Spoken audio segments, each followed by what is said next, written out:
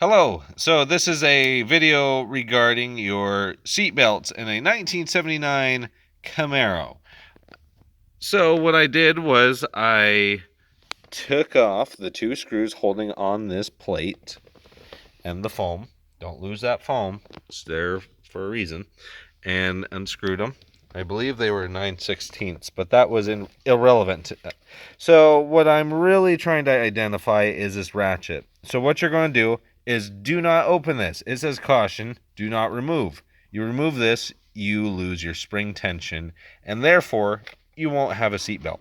So really what I was trying to identify to anyone out there looking into this, so if your seatbelt tends to get stuck when it gets pulled quite a bit and it won't retract back, you have to make sure that the ratchet is thoroughly lubricated.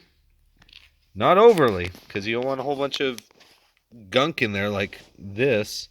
I'm going to have to try to clean that out. But what I'm trying to identify is this one little rod, if the camera will focus. So this rod right here, right before the entrance, if you're having issues trying to retract your seatbelt, there it is, right there, the one with the little hump, you see it. You want to try to fandangle that, and that is going to be your reset switch.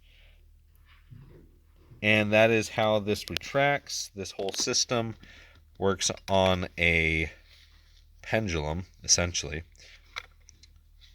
So when that moves, that pushes this up. I'll try to pull it out for you, one-handed. So when you pull on it really hard, this pendulum will retract right there. And that's as far as it's going to go because the pendulum swings.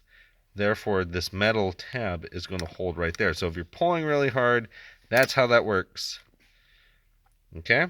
But otherwise, if you're having issues, definitely make sure it's well lubricated. Do not open that.